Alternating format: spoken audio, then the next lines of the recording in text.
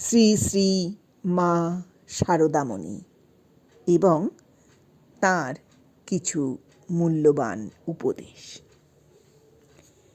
শ্রী শ্রী রামকৃষ্ণ পরমহংসদেবের ধর্মপত্নী ছিলেন মা শারদামণি।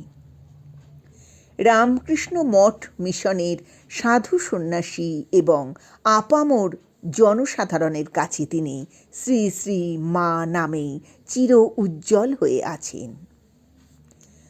৬৬ বছরের জীবনে তাঁর কোনো প্রথাগত শিক্ষা না থাকলেও জগতের কাছে তিনি প্রচুর মূল্যবান উপদেশ সারা জীবন ধরে দিয়ে গিয়েছেন। উঁচু নিচু ভেদাভেদ ভুলে সবার কাছে তিনি নিজেকে সত্যিকারের মা হিসেবে তুলে ধরেছিলেন। জীবনে কোন পথে কিভাবে চলতে হবে সহজ সরল ভাষায় তা শিখিয়ে দিয়ে গিয়েছেন। শ্রী শ্রী শারদামণি বলেছিলেন, আমি ১৭ মা, অ১৭ মা। কোনো ভয় পেও না। যখনই কষ্ট পাবে মনে মনে জানবে যে তোমাদের একজন মা আছে। এই জগতে ভাঙতে সবাই পারে, কিন্তু গড়তে পারে কজন? কারোর নিন্দা করা, কাউকে নিয়ে ঠাট্টা করা, এসব তো সবাই পারে, কিন্তু যে খারাপ কিভাবে তাকে ভালো করা যায় তা কজন বলতে পারে? সংসারে কেমন করে থাকতে হয় জানো? যেখানে যেমন সেখানে তেমন, যখন যেমন তখন তেমন, আর যাকে যেমন তাকে তেমন। যে অল্পেই তুষ্ট থাকে তার কাছে এই পৃথিবীর সব দুঃখ কষ্টই অনেক হালকা হয়ে যায়। জোর করে বা কায়দা করে কাউকে দিয়ে কিচ্ছু করানো যায় না, কিন্তু ভালোবাসায় সব হয়। জীবনের সার কথা হলো ভক্তি। ভক্তির সাহায্যে সব অসম্ভবকে সম্ভব করা যায়। তুমি কখনো বিপদে পড়বে না তা ভেবো না। খারাপ সময় সবার জীবনেই আসে, তবে তা বরাবর থাকবে না। সেতুর নিচ দিয়ে জল যাওয়ার মতোই খারাপ সময় কেটে যাবে। প্রেম ছাড়া ঈশ্বরকে অনুভব করা যায় না। আমরা নিজেদের কর্মফলেই কষ্ট পাই, এর জন্য অন্য কাউকে দোষারোপ করা ঠিক নয়। ভয় পেও না, মানুষের জন্মই হয়েছে কষ্ট পাওয়ার জন্য।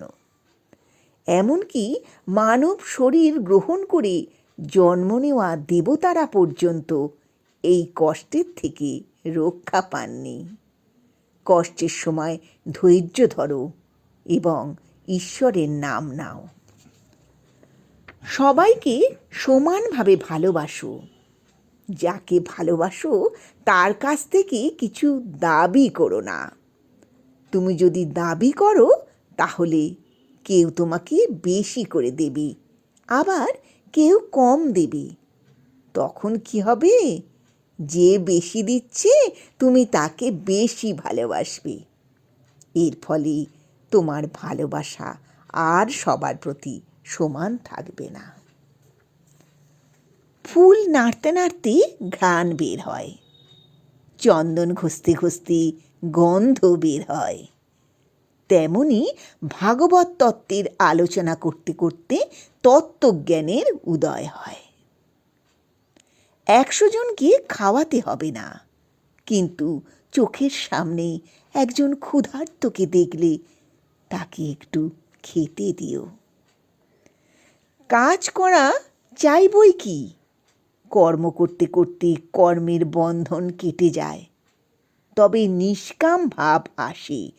এক দণ্ড কাজ ছেড়ে থাকা উচিত নয়। মনটাকে বসিয়ে আলগা না দিয়ে কাজ করা ঢের ভালো। মন আলগা হলে যত গোল বাধায়।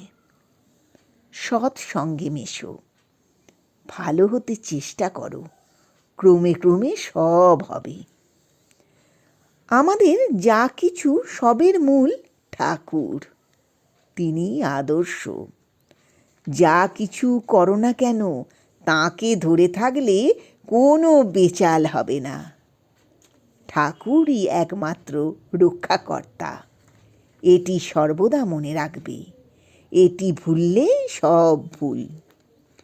কষ্ট ছাড়া কখনো উন্নতি সম্ভব নয়। ঈশ্বরের ইচ্ছা ছাড়া কিছুই হওয়ার সাধ্য নেই।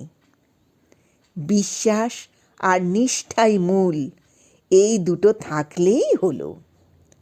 জগৎকে নিজের করে নিতে শেখো, কেউ পর নয়, জগৎ তোমার। শ্রী শ্রী মা দেহত্যাগ করার 5 দিন আগে এক ভক্ত মাকে দেখতে এসেছিলেন, কিন্তু ঘরের ভিতরে যাওয়া নিষেধ শুনে ঠাকুর ঘরের বাইরে দাঁড়িয়েছিলেন। হঠাৎ পাশ ফিরে মা তাকে দেখে কাছে ডাকলেন। ভক্ত কাছে গিয়ে প্রণাম করে কাঁদতে কাঁদতে বলল, মা, আমাদের কি হবে? করুণা বিগলিত কণ্ঠে অভয় দিয়ে মা আস্তে আস্তে বলেছিলেন, ভয় কি? তুমি ঠাকুরকে দেখেছ, তোমার আবার ভয় কি? তবে আমি একটা কথা বলছি, জীবনে শান্তি চাইলে কখনো অন্যের দোষ দেখো না, দোষ দেখবে নিজের। এই পৃথিবীতে কেউ তোমার পর নয়, সবাই তোমার আপন। এই গোটা পৃথিবীটাই তোমার। ভক্তদের প্রতি এই ছিল শ্রী শ্রী সারদা মায়ের শেষ বাণী।